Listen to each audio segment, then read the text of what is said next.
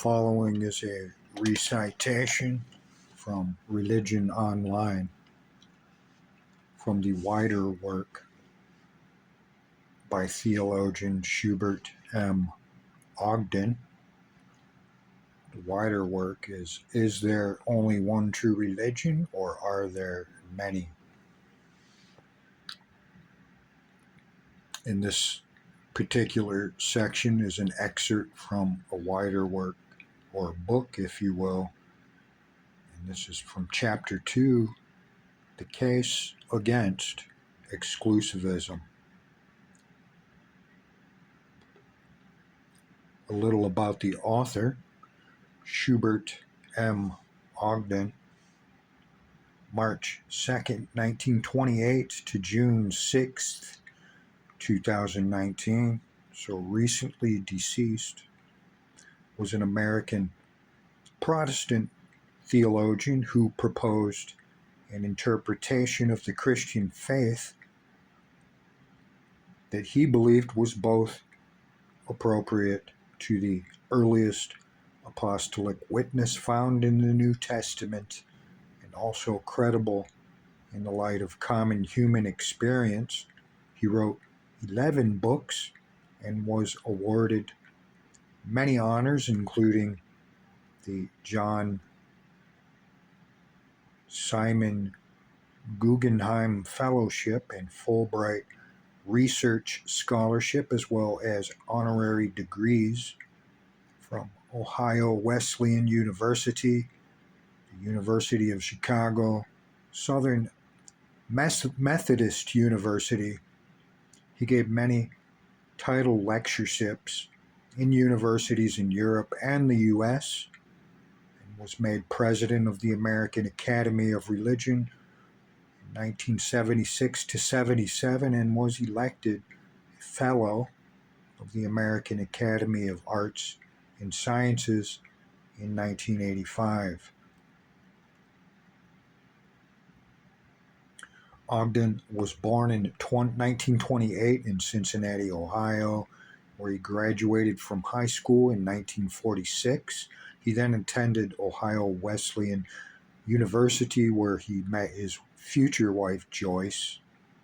He then studied philosophy for a year at Johns Hopkins before enrolling in the Divinity School of University of Chicago, where he earned both his BD and PhD.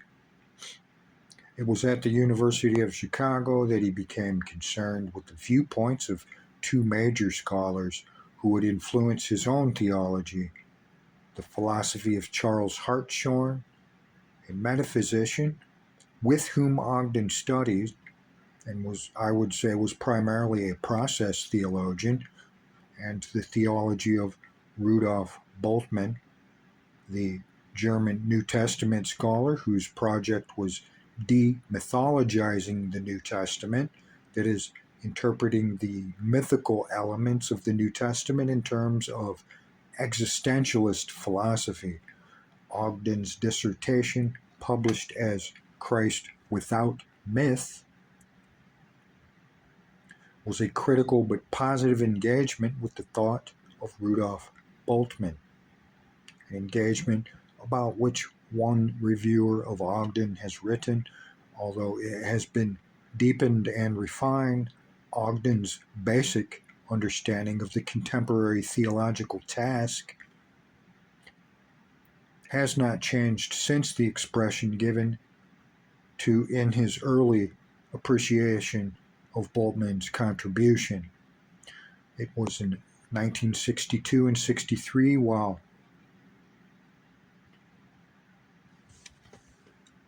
Marburg, that Ogden's professional relationship with Bultmann developed into a personal one that was sustained by an extensive correspondence until Bultmann's death in 1976.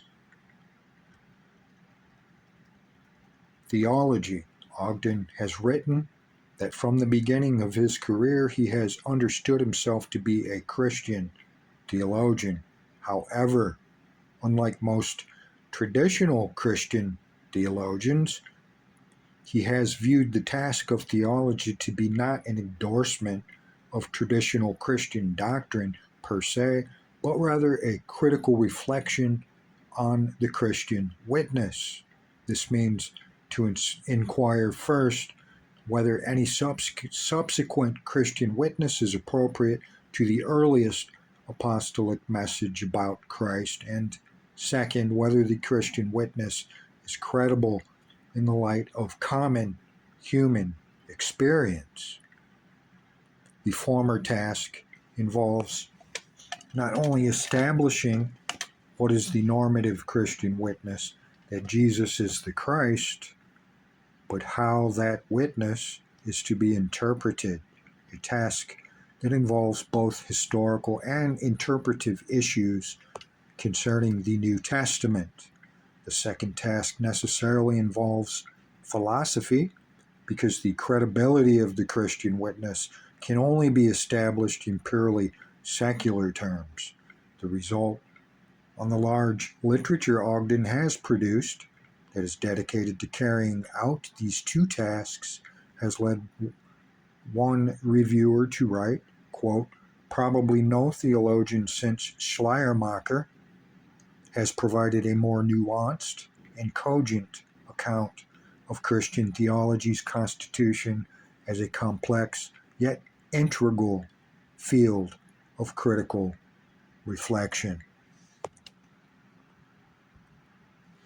So that is the Wikipedia version of the summary of Ogden's career and work as an American Christian theologian, primarily Protestant, in his reflections. So this particular excerpt, "The Case Against Exclusivism," is quite extensive, so I'll probably divide it into parts. And here is part one. We read, "The Case Against Exclusivism." Schubert M. Ogden, theologian. In Chapter 1, I attempted to clarify the challenge of pluralism to the claim, typical of much Christian witness, that Christianity is the only true religion. To this end, I considered in some detail the question that this challenge has now made theologically central, and that I propose to address this book. Is there only one true religion, or are there many? Pluralists, I argued, typically take the second position on this question, insofar as they hold not only that there can be many true religions, but that there actually are. And over and against what exclusivists may or may not think concerning the subject. They thus contend that the claim of more than one specific religion to be formally true, and therefore the norm for determining any other true religion, is a valid claim. The issue before us in this and succeeding chapters is the correctness of this contention. To clarify the issue, I want to begin by looking more closely at the first position on our question against which the challenge of pluralism is directed. Up to this point, I have spoken of this position simply as a religious monism,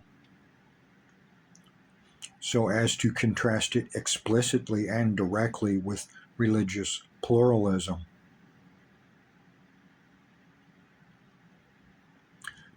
But in the actual fact, pluralism is a challenge not merely to one, but to two ways of answering our question, which are significantly different, even though they alike claim that the Christian religion is the only true religion. Therefore, if we are to clarify the issue before us, we need to take account of both of these other options and to understand the difference as well as the similarity between their two answers. We noted at the beginning of the first chapter of which this article is an extract from a larger piece of work. Continuing, that Christians have typically claimed that the Christian religion alone is the true religion. This they have claimed for very good reason, that from their particular standpoint, no other religion even can be true in the same sense in which this can be said of Christianity.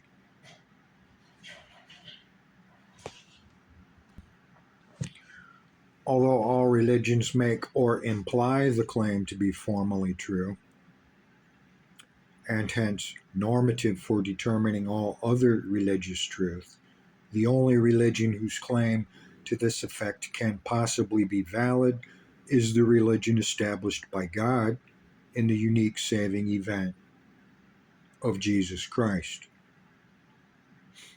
Since only the Christian religion can be said to be thus established, it alone can validly claim to be the formally true religion.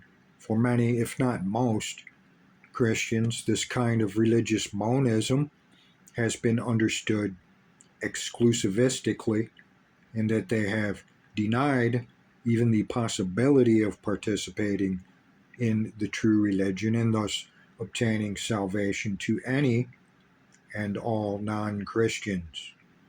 The classical formula for such exclusivism is the dictum that goes back to the Latin Church. Father Cyprian, outside of the church, there is no salvation, quote, unquote. And of course, there are exclusivists in other religions as well, and perhaps they may take the same standpoint from their own perspective, that their own tradition is the only true religion that should be validly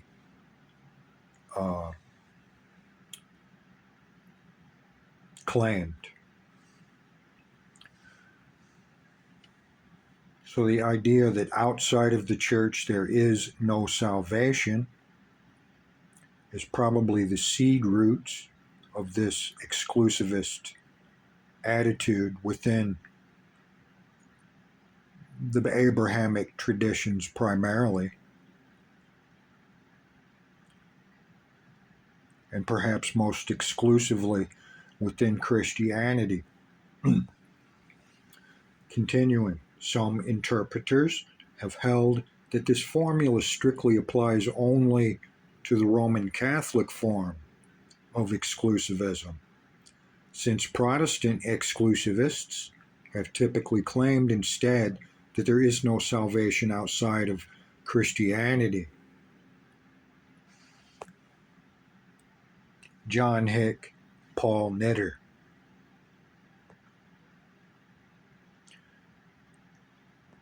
But this seems to me to be a misleading way of stating the relevant difference, since in both cases, salvation is possible only in and through the visible church and its proclamation.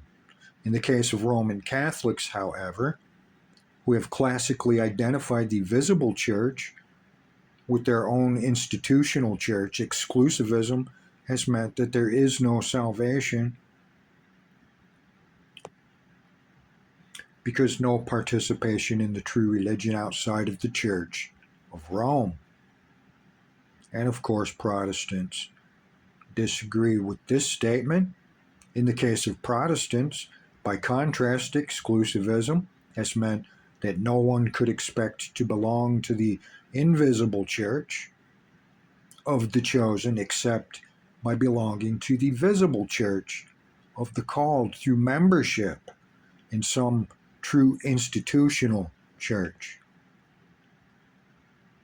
In both cases, exclusivism is the option that not only asserts Christianity to be the only true religion, but also holds that Christians alone, as participants in this religion, through their membership in the visible church, obtain the salvation that God established it to mediate. from late antiquity to the 19th century. Christians in the West typically exercised this option of exclusivism in one or the other of its different forms.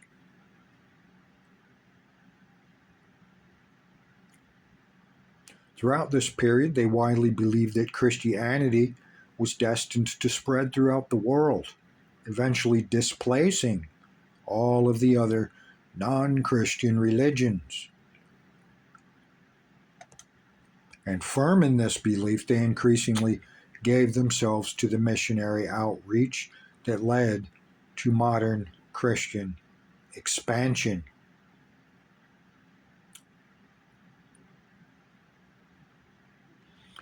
And I would add here that in many ways, the idea of exclusivism contradicts itself. Because by definition, you can only have one true exclusivism. But even in the Christian tradition itself, there seem to be many exclusivisms, which really makes it inclusivist.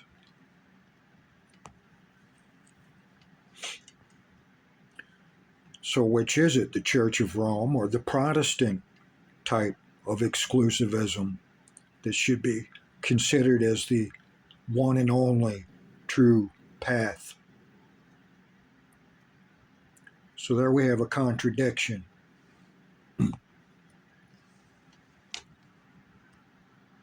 And within those contradictions, exclusivism falls short of unity of consciousness. And then we wonder why Christianity has become so divided within itself. So that is the seed and the conclusion of exclusivism. Continuing, but exclusivism has never been the only option open to Christians.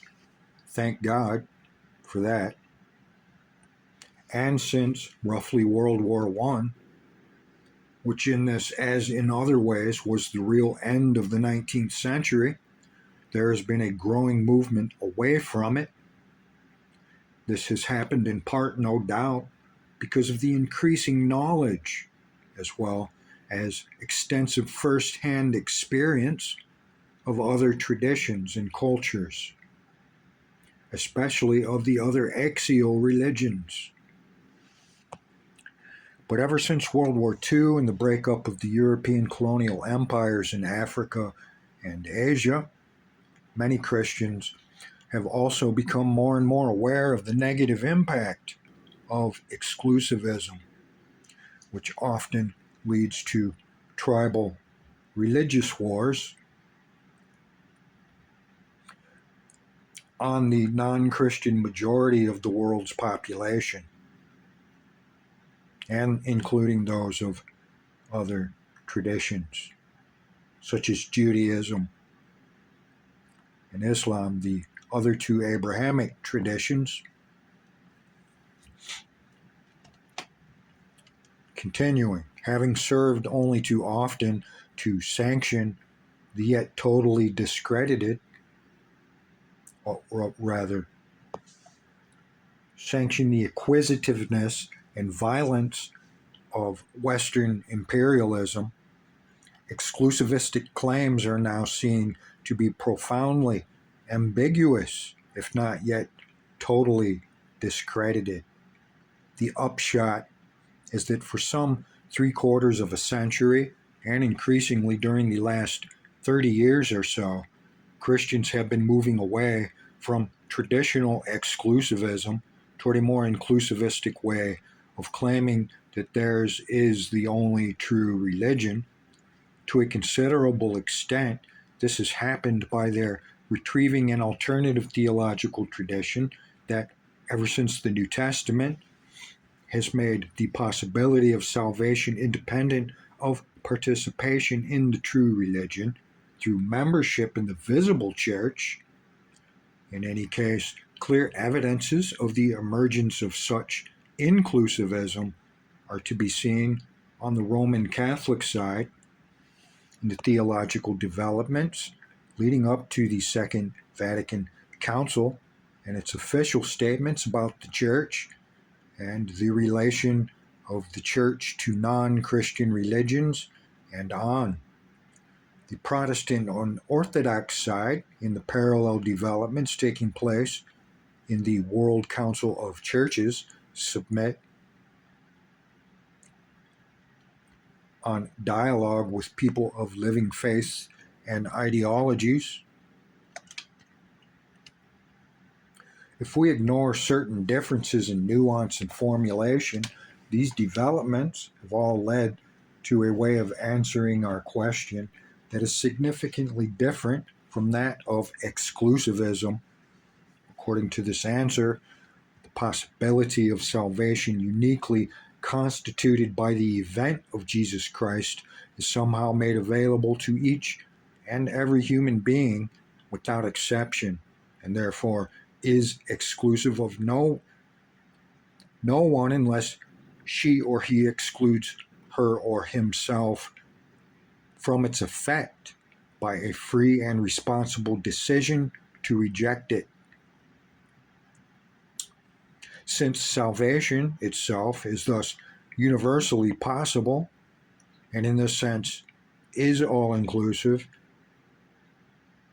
there is also the possibility of all religions being more or less substantially true insofar as this salvation becomes effective in human beings, thereby transforming their self-objectification in the explicit forms of religion as well as in cultural generally. Thus, not only can all individuals be saved by the salvation constituted by Christ once for all, but all religions also can be more or less valid means of this salvation to those who either are not or cannot become members of the visible church. At the same time, Christian inclusivists continue to maintain that Christianity alone can be the formally true religion, since it alone is the religion established by God from their perspective in the unique saving event of Jesus Christ, and therefore alone expresses normatively the religious truth that is represented at best fragmentarily and inadequately in other religious ways. Of course, if you would present that particular information to those that are on or in other religious paths, they may disagree that it's inadequate and fragmented. Thus, while according to Christian inclusivism, non-Christians can indeed be saved because or insofar as they accept Christ's salvation as it is made available to them anonymously and unknowingly and through means of their own religions or in an unconscious type of manner.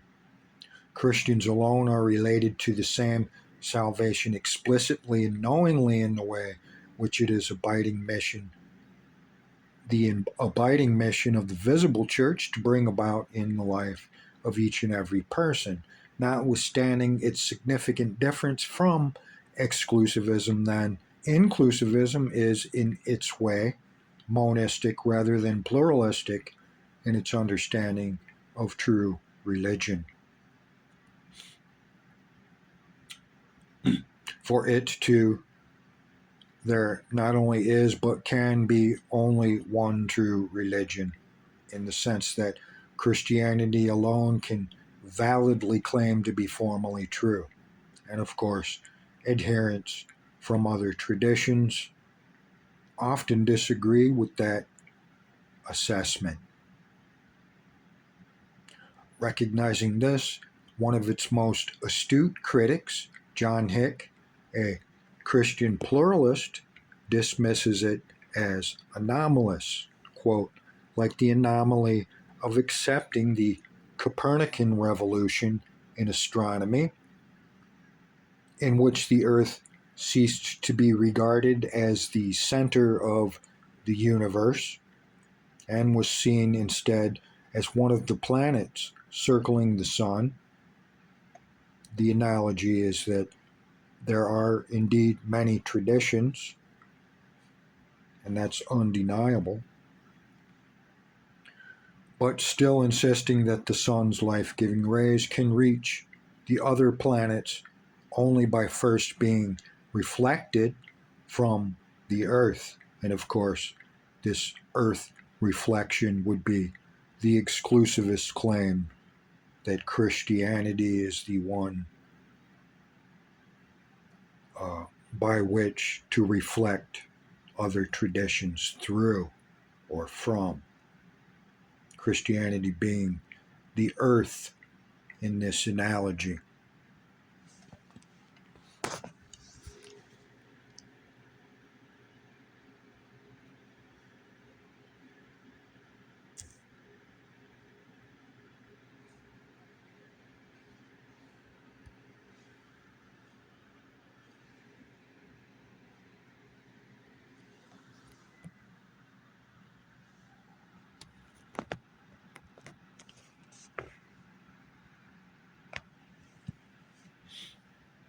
Continuing, we'll return to a consideration of inclusivism later, especially the last chapter. Meanwhile, having distinguished it from exclusivism, we have now taken account of all three of the usual options for answering our central question. In addition to the relatively new and challenging option of pluralism, there are the two older options of exclusivism and inclusivism, both of which are now being challenged in their monistic or one-sided answers to the question.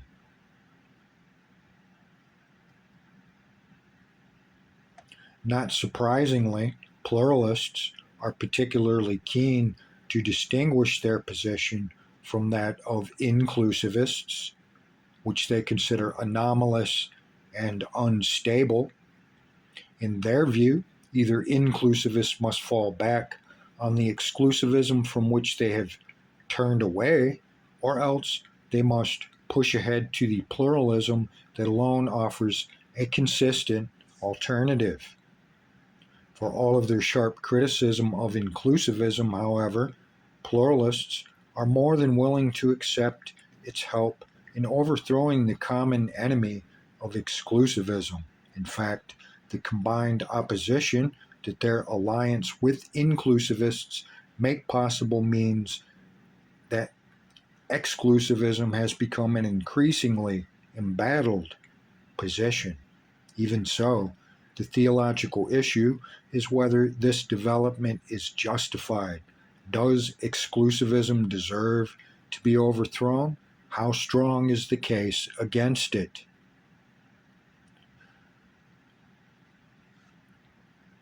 My judgment, says Ogden, is that the case against it is exceptionally strong, as strong, in fact, as a theological case is likely to be.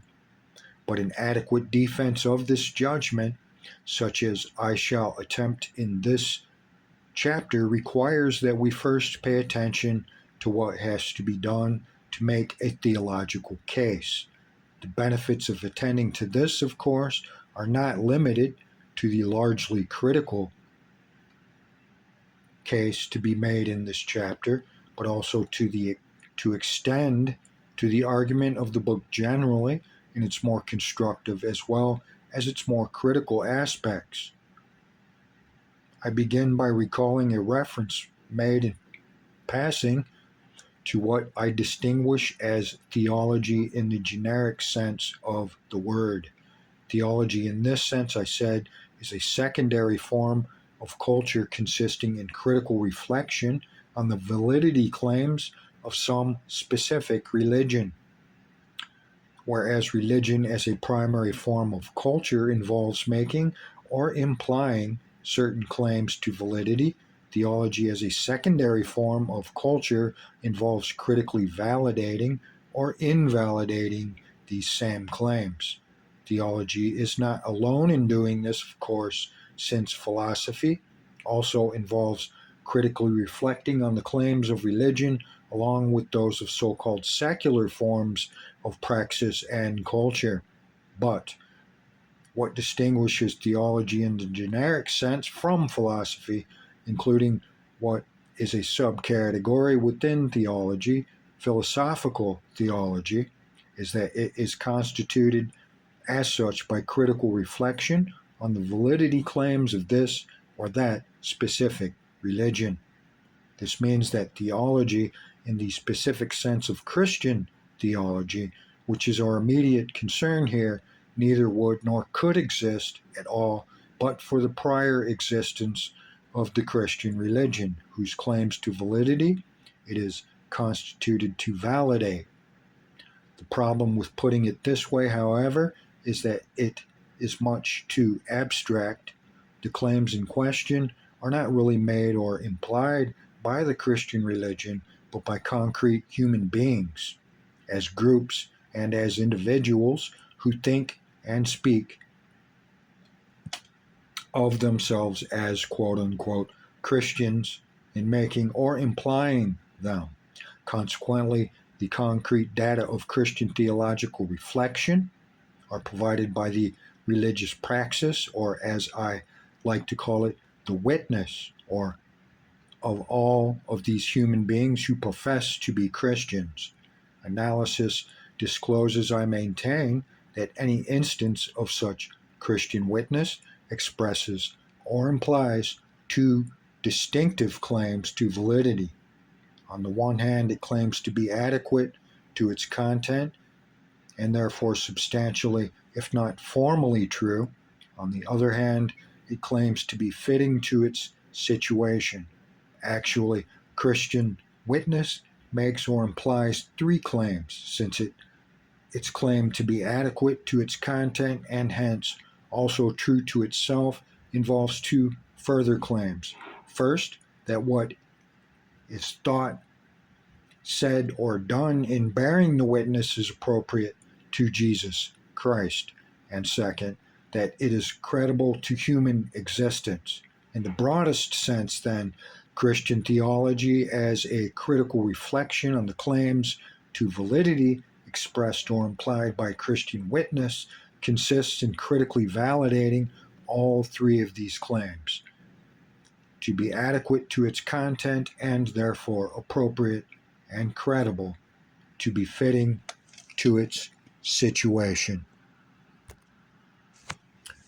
And in summary of part one, I will conclude, continuing, but the words quote unquote Christian theology are also commonly used in a narrower sense to refer to the particular discipline of Christian systematic theology rather than to the field of Christian theology as a whole.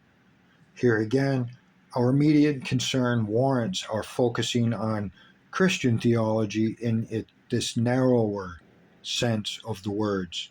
This means that, in the sense intended here, theology consists in critically validating the claim of Christian witness to be adequate to its content, the task of validating the other claim of witness to be fitting to its situation being the proper task of Christian practical theology. What has to be done then to make the theological case against exclusivism that I propose to make is to invalidate its claim to be adequate to its content and therefore substantially true. And this entails, of course, invalidating its two further claims to be appropriate to Jesus Christ and credible to human existence or the human experience. End of part one. Thank you for listening.